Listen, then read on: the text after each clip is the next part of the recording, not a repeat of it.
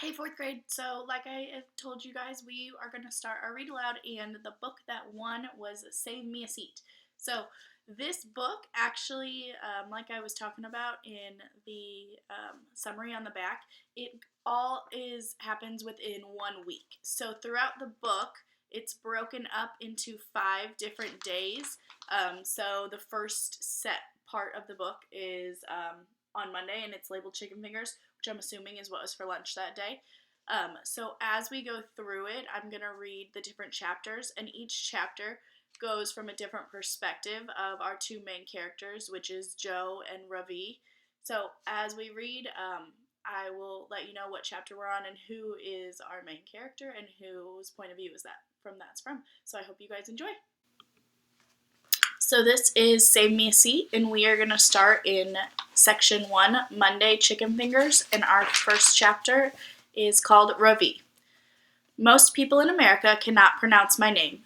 On the first day at my new school, my teacher, Mrs. Beam, is brave enough to try. Sir Yan Ye Nay, she says, her eyebrows twitching as she attempts to sound it out. Suri a nay, ra yan nan, I say slowly. She tries again, but it is no better. I'm going to have to work on that. She says, with a laugh. I laugh too. My first name is Ravi. It's pronounced Ra-V, with a soft Ra and a strong V. In Sanskrit, it means the sun. In America, people call me Ravi, with the stress on the first syllable. That doesn't mean anything. Patience is a virtue, Amma reminds me often. She believes with time, people will learn how to say our names correctly. My grandmother tells her not to hold her breath. We moved to Hamilton, New Jersey a few months ago, May 13th to be exact. I am fresh off the boat, as they say. My father got a promotion at his IT company in Bangalore, so they transferred him to America. In India, Amma, Appa, and I had our own house with a cook and a big garden. We even had a driver to take us wherever we needed to go. My grandparents lived in their own flat nearby. Now we all live together in a townhouse in a place called Hamilton Mews. Things are very different here in America. Appa takes the train to work. We don't have a cook anymore, so Amma has to prepare all the meals herself. Our new house is much smaller than the old one. There is only one upstairs bathroom, which I share with my grandparents. I wouldn't mind so much except that Paripa likes to take long showers, and Parima leaves her teeth in a glass by the sink at night. I learned to speak English when I was very young. We speak mostly English at home, and I went to an English medium school, but for some reason, people here in New Jersey have trouble understanding me when I speak. I am trying to learn how to swirl my tongue to sound more American. My grandmother doesn't like it. Be proud of who you are and remember where you come from, she tells me.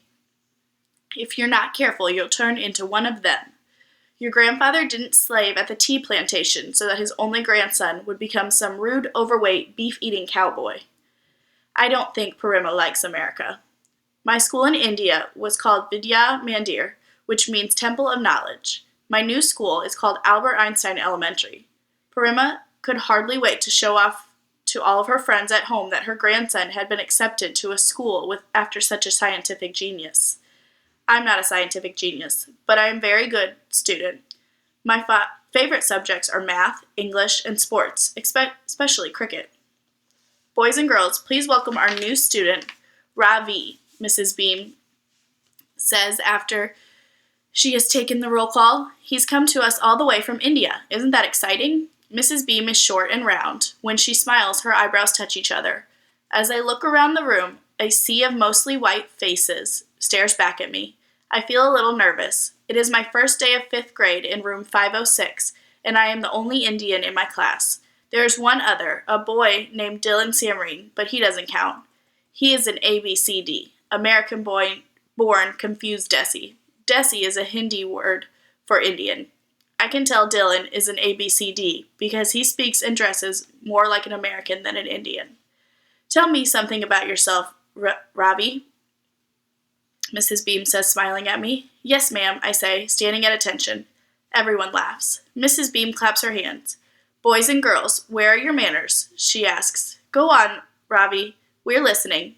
I push up my glasses and continue. My name is Ravi, and I just shifted from Bangalore. Everyone laughs again. What's so funny, I wonder? Mrs. Beam claps her hands. Her eyebrows are twitching like mad. Boys and girls, is this how we welcome a new student to Albert Einstein? The room gets quiet. The spotlight is on me. I can feel the whole class staring. This is my first day of school in America, and things are not going well. Mrs. Beam turns to me. You can call me Mrs. Beam, she says softly. And Ravi, here in America, students don't need to stand up when the teacher calls on them. Do you understand? Of course I do. I push up my glasses and rub my nose. It's something I do when I'm nervous. Mrs. Beam comes over to my desk. She has a look of pity on her face. Don't worry, Ravi, she says, patting me on the shoulder. You can introduce yourself to the class later, after you've had a little time to work on your English. We have a very nice teacher named Mrs. Frost in the resource room. I'm sure she can help you. I want to say, Number 1, my English is fine. Number 2, I don't need Miss Frost. Number 3, I was at the top of my class in India. But here is what I do instead. Number 1, push up my glasses. Number 2, rub my nose. Number 3, sit down and fold my hands. My friends and teachers at Vidya Mandir would have a good laugh if they could see me now, their star student taken for an idiot. What a joke. Mrs. Beam is writing our homework on the board. I open my notebook and carefully copy down the assignment. Out of the corner of my eye, I see Dylan Samreen staring at me. He looks like a movie star straight out of Bollywood. His long, shiny black hair falls over one eye. With a quick jerk of his head, he shakes it away. Then he smiles and winks at me. I smile back. Dylan Samreen may be an ABCD, but I think he wants to be my friend. Chapter 2, Joe. My name is Joe, but that's not what most people call me. Not at Einstein, anyway. I've never been a big fan of school, except for lunch. Eating is one thing I'm really good at. I've always been tall for my age, but lately I've been growing so fast my clothes don't fit anymore, even the ones we bought a few weeks ago. I'm always hungry. A lot of kids wouldn't be caught dead eating school lunch. They call it mystery meat and slop, but I don't mind. Every week it shows up in the same order. Chicken fingers, hamburger, chili, macaroni and cheese, pizza. By the way, it's not a coincidence Tuesday is burger day and Wednesday is chili day, because at Einstein, hamburgers get recycled. It's not as bad as it sounds. The leftover burgers from Tuesday get dumped into one big pot with beans and some other junk, and presto changeo, on Wednesday you've got chili. Everybody knows I don't talk much at school. My best friends Evan and Ethan used to call me blabbermouth as a joke, but I guess I'm not going to be hearing that much now since they both moved away over the summer. To be honest, they were a little weird, but I'm going to miss them anyway. Evan, Ethan, and I ate lunch together every day last year, and they had to go to the resource room for extra help, same as me. Not that we had the same problems, for one thing. They were both super hyper, and I'm not. This year, I'll have to go see Miss Frost by myself, and I'm not sure who I'm going to eat lunch with. Probably no one. People think you're unfriendly if you don't talk to them, but they don't understand that it's a problem for me, that it's so noisy in the cafeteria. My brain and noise don't get along. Last year, I had Mr. Barnes for my teacher. Mr. Barnes is epic. He can bounce a hacky sack off his knee 100 times without messing up. I hadn't even heard of a hacky sack until Mr. Barnes brought it to school. It was pink, which Dylan Samreen thought was hilarious. He said something mean about it behind Mr. Barnes's back, and all the girls laughed.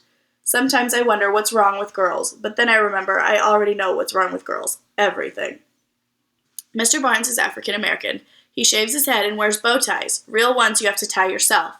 He must have talked to Miss Frost about me because he never asked me to read out loud in front of our class or come up to the board to do math problems. He understood those things are hard for kids like me. Some people don't mind having everybody look at them, Dylan Samreen, for instance.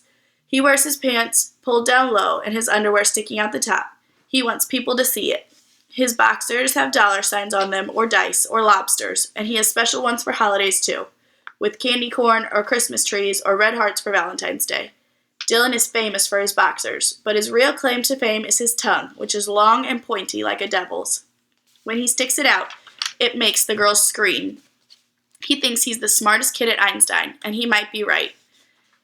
He's definitely the meanest. Sometimes I wonder what it would be like to be Dylan Samreen, but that is something I'll never know. Mr. Barnes was the first teacher I had who liked me. Miss Frost likes me, but she likes everybody, so it doesn't count. On my final report card, Mr. Barnes wrote that I was a valuable member of the community. My mom was so proud that she stuck it on the refrigerator with a magnet. It's still there. Today is the first day of school, and Mr. Barnes is the first person I run into when I get here.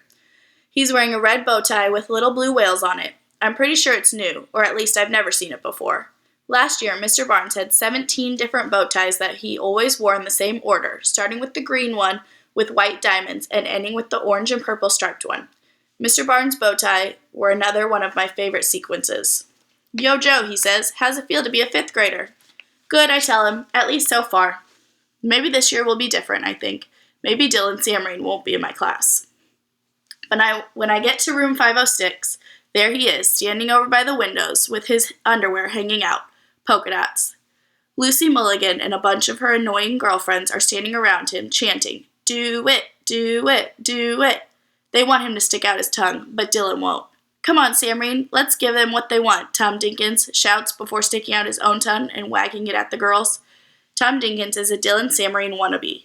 The girls don't care about his tongue. "I warn you," Dylan tells his fan club, "I think it grew a little over the summer." Lucy and her friends start jumping up and down and screaming, "Ew!"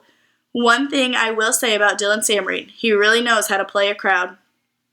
All the screaming starts to get to me, so I do the in 2-3, out 2-3 breathing Miss Frost taught me. If that doesn't work, I'll have to use my earplugs. I always keep a pair in my pocket just in case. They come in different colors, but I like the tan ones the best because they don't show as much. They're made out of some squishy foam rubber, and when I wear them, I can still hear people talking, but it's softer, like when you're underwater or have a pillow over your head. I'm allowed to wear my earplugs in school whenever I want, but mostly I use them in the cafeteria, on the playground, and in gym class. "Settle down and take your seats," announces Mrs. Beam, my new teacher.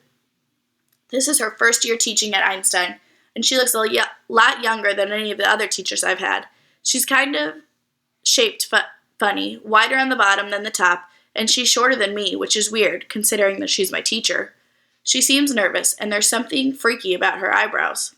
At Einstein, kids have to sit in alphabetical order. Every year since kindergarten, my seat has been right behind Dylan's. I know the back of his head by heart.